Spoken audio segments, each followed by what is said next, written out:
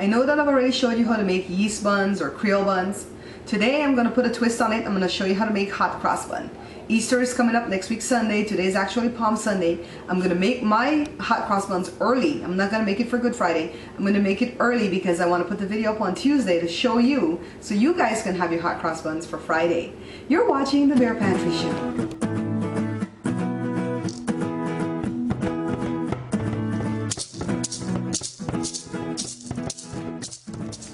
So to make hot cross buns, we are using the same recipe as we did before, like I said. So we're gonna put the yeast. I wanted to show you because the last time I did buns, I had the yeast that I bought like a whole pound at Costco by bulk, and then I just measured out with the tablespoon. But I want to show you these little packets that you get. Make sure it says active dry yeast. Don't get that rapid rise one, because I've tried that before, and you're supposed to not raise that yeast. You put it just in the flour, but I don't really like the outcome. I want to measure this to show you that one of these little packets will measure a tablespoon. So we're putting 2 tablespoons, just like the recipe calls for. And it's best to just cut these with scissors. It's hard to tear open. And this water is a cup of warm water. And you don't want it too hot and not too lukewarm either. Too hot will like cook it too fast. Lukewarm won't work. And 1 teaspoon of sugar. We're gonna set this aside for 15 minutes to let it raise. In the meantime, look here. I bought a brand new huge flour bin, and we're gonna measure 9 3/4 cups of flour out. This is an assortment of what you'll need. I'm gonna put raisins in some of these buns because I am sick and tired of these kids not making me eat raisins. We have our measuring utensils. We have vanilla extract or vanilla essence, however you know it by, baking powder, cinnamon, measuring cup, the coconut milk here in the can. We have butter. We've got some sugar already measured off, and here's the yeast raising like I told you. So let me get everything else measured out, and when we come back we're gonna pick up where we're gonna be making the dough.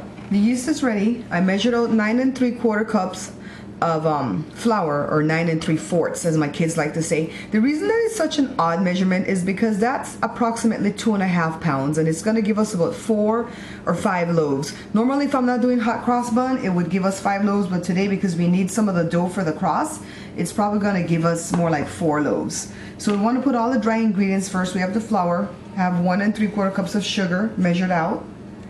I've got 4 teaspoons of baking powder. And we have cinnamon. I always buy 2 bottles of cinnamon, and I pop the lid off of one, because if you pop the lid off of this and try to put it back on, I promise you when you shake it, it's going to be coming off. It's going to compromise the lid. So leave one on so you can always just shake cinnamon into whatever you're making, or you can open one and you can measure the cinnamon, and it's about 1/2 teaspoon. If you want more, you can put more, but I don't like too much of the spice in there. So there you go, about 1/2 teaspoon of the cinnamon. Put some back because I already sprinkled some. And then we're gonna start putting the wet ingredients. The first wet ingredient that we're gonna put is the butter. This is 1/3 cup of butter for 2.5 pounds of buns. And then the next one we're gonna put is the vanilla extract. And this is important. I don't like making the bun if I don't have the extract, because it really gives it a nice flavor to the smell.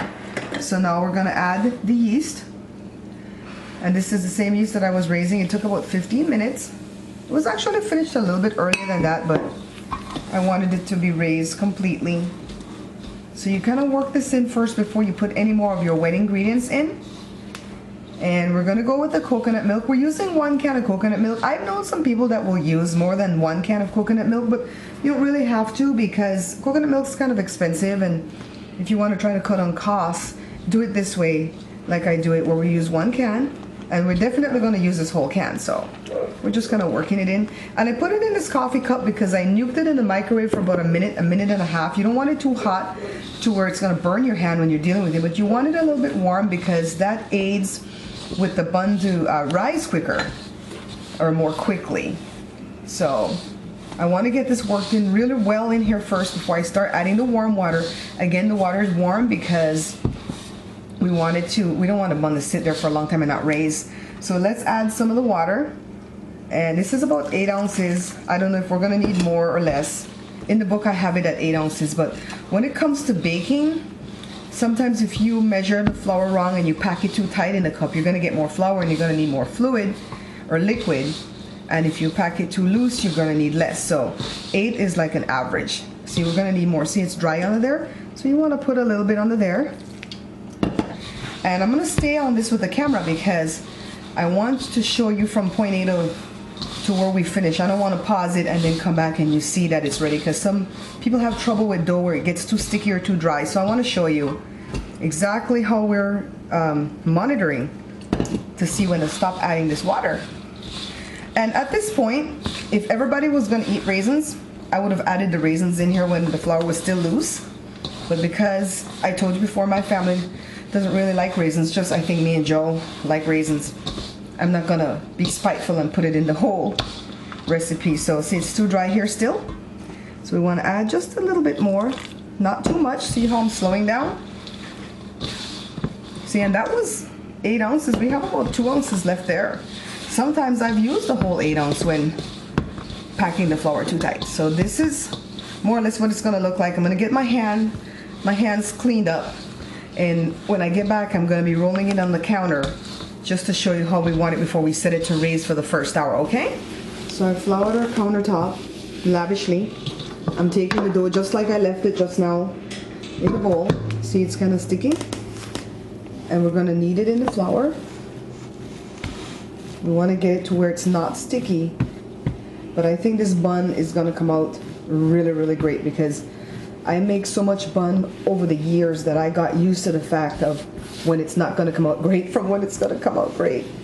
And yes, even though I make a lot of bread and bun, and that's how I got my money to buy my first home, my down payment, I still mess it up from time to time. So don't worry if you mess up, just salvage the situation, move on, and try it again. So I want a little bit more flour on this, and then I'm put it back in that same bowl that I took it from, and I'm going to set it in the oven to raise for an hour. And I don't have the oven on warm, I don't have the oven on at all. I just put it in there because it's dark, away from light, and it would be a little bit warmer than the rest of the house. So look at Jada throwing that little piece in there. So this is how our dough looks. We're gonna set it in here. We're gonna let it raise for about an hour. Right now it's about 12 o'clock, 12:17 actually to be exact, about 1:15 or so. We'll be back to knead off this dough, and I'm gonna show you how to put the crosses on the top to make your hot cross bun in time for this Good Friday. And so we take the bun out, we raise it for an hour. Oh, it feels nice and soft. Can you see that? I hope that can transfer onto camera. This is really gonna come out real good. So make it into like that. We cut 1, 2, 3, 4, and 5.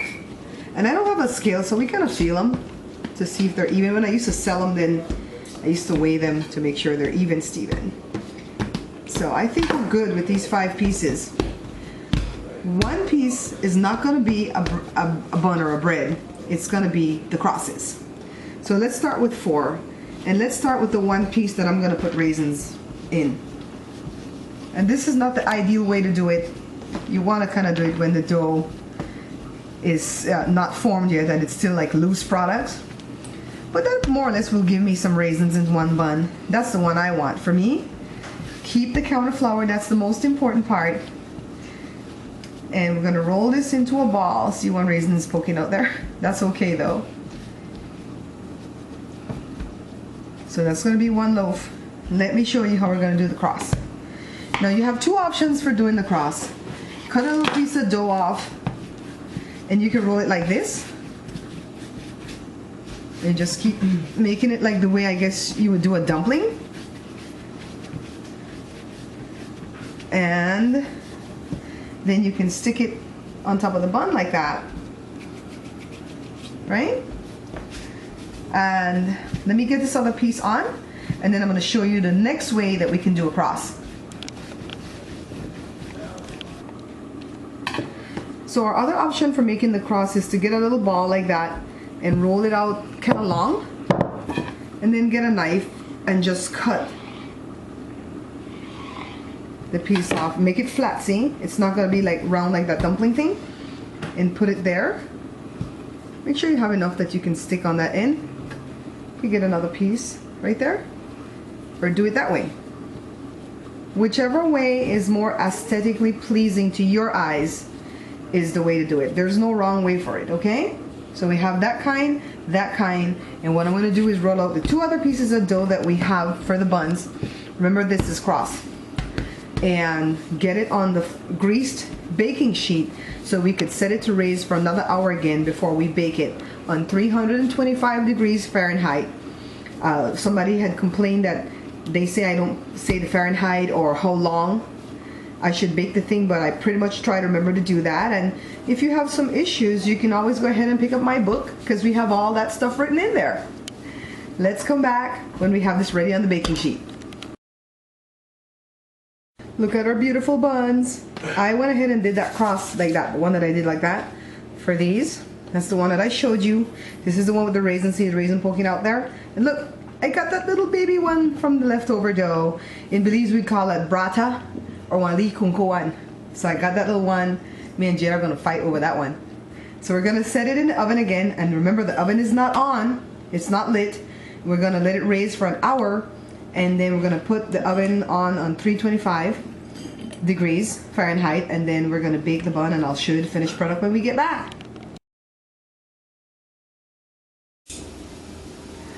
The buns have raised already. It's been right about an hour, maybe like 5 minutes, less than an hour. They're ready to go. I'm gonna remove them from the oven first so that I can preheat the oven on the 325. Then I'm gonna put them back in and bake them for about 35-40 minutes at the most. Look at our buns. See how brown and golden looking they are? I'm gonna let them go for another 5 to 7 minutes. Then I'm gonna take it out and put it on the cooling rack, and then we're gonna glaze it with the sugar and water. See how brown they are? I just took them from the oven. They're still piping hot. These are the 2 that had the dumpling type crosses, and the 3rd one with the raisin. Here's the one where we put the flat cross on it. So there's no wrong way, it just depends on what you prefer. Here's a little bitty baby one. Now I'm going to take them off of this tray when it's a little bit cooler for me to handle, and I'm going to put, see, I put a little bit of sugar, like a couple of tablespoons of sugar in this bowl. I'm going to add some water. We're going to use a barbecue brush, and don't use the same brush that you use to do the barbecue, okay? Keep one special for your glazing of your sweet stuff. So in about, I'd say 10 minutes, we don't want this to get too cool before we add the glaze. I'll be back and we'll be glazing the buns. So we have our sugar water glaze. Some people use honey, a little bit of honey and water for this, but it's too messy for me to do that. So the bun is still a little bit warm, but see, not warm enough that I can't touch it. And this is all it takes. Just a little bit. You don't want it to be saturated and soaked with the sugar water. So you want to get this here. And of course you can cut the bun while it's hot if you're hungry and can't wait and want to eat it right away, but I prefer to let the bun cool completely before I cut it. So after it's completely cooled, I'll come back. I'm going to glaze all the rest of these buns, by the way. I don't glaze the bottom, okay, just the top and the sides. I'm going to glaze all the rest of these buns, and after it's completely cooled, we're going to cut one and see the texture of the inside, how it came out. But basically, this is, you have it right here. Hot cross buns for Good Friday. This is usually when we make these. Be back to cut you a slice in a little while. Look at it. Look how soft it is. Now, I know some people say they like the heavier, harder bun, but I really don't like those. So leave me with my soft bun. This is the one with the raisin, by the way. A couple of slices. It's still warm. Look at the little baby one. You want me to cut that in half for you, Jada? Yeah. So cut the baby one in half for Jada. See how beautiful the texture is on the bun? So we're not going to share any of these today with anybody because it's only a little bit and it has to last us the whole week. Because like I told you before, I made it early so that I can show you guys how to make hot cross bun in time for Good Friday.